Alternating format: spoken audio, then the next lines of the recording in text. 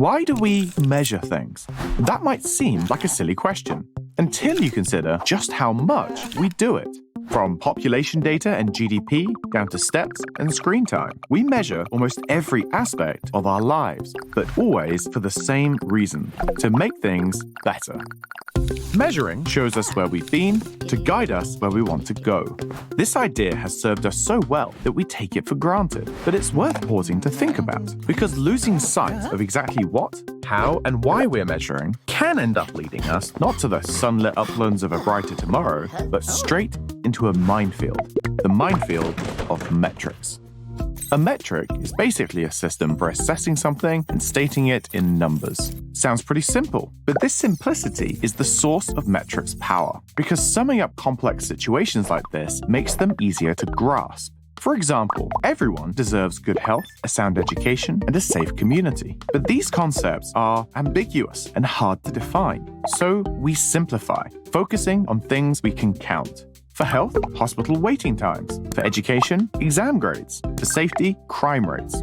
These provide a broad strokes picture of what's going on and, crucially, what improvement should look like. It's an effective system, but not without risks.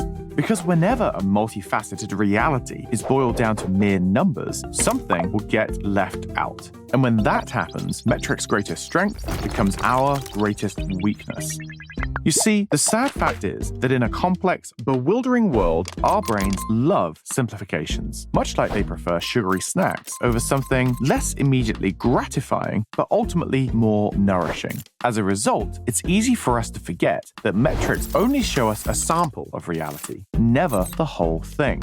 And that starts to create problems when we use them as ways to define success, because this simplified perspective can distract us from and even damage the things we really care about, sometimes with disastrous results. To see this play out, consider 19th century India, where, in a much-needed attempt at pest control, the colonial government offered a reward for killing poisonous snakes. Sounds pretty reasonable, except that enterprising locals spotted a business opportunity and began breeding cobras specifically for this purpose. When officials got wise to the scheme, they unsurprisingly stopped paying the bounty, causing the breeders to set their livestock free. The result? More snakes on the loose rather than less. Now, there's some doubt as to whether or not this actually happened. But either way, the so-called cobra effect has become a byword for how oversimplified metrics can come back to bite us. The reason this happens was neatly explained by British economist Charles Goodhart in what has become known as Goodhart's law. Once a measure becomes a target, it ceases to be a good measure. And once we know to look for this problem, we find examples of it all around us. Crime statistics tell us the scale of social problems, but just demanding police bring them down makes the simplest option to report fewer crimes. Exam results gauge the state of education, but pressuring teachers to improve them replaces creativity and critical thinking with simply teaching to the test. Waiting times inside hospitals indicate the efficiency of our healthcare systems, but a fixation on bringing them down leads to shortcuts, like keeping patients waiting outside hospitals. Again and again, when we overemphasize a narrowly defined metric, what suffers is the exact thing we were trying to improve. So what's the lesson? That we should stop measuring things? Well, no. Clearly, metrics are useful. The real question is, how can we use them without developing tunnel vision? In my experience, a lot of this comes down to one word: while.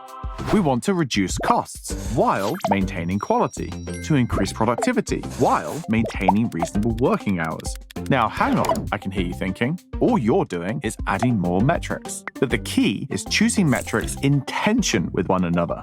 It's easy to reduce costs if you're happy for quality to go out the window, or to increase productivity if you don't mind sleeping 3 hours a night. But by using multiple metrics and understanding the relationship between them, it's possible to reduce your blind spots and maintain a more balanced view. Ultimately, realizing that metrics alone will always represent an incomplete picture is a good start towards using them productively. And considering the central role they play in our societies, businesses, and everyday lives, that understanding is essential. But it's also important that those in charge of setting targets realize that they can and should go beyond the broad strokes of metrics to fill in the outline with the detail and shading of personal experience. And to do that, they need to hear from the people whose performances are being measured, those with first-hand knowledge of what's missing from the numbers, to get a more comprehensive and detailed sense of what's working, what's not, and what really counts as better.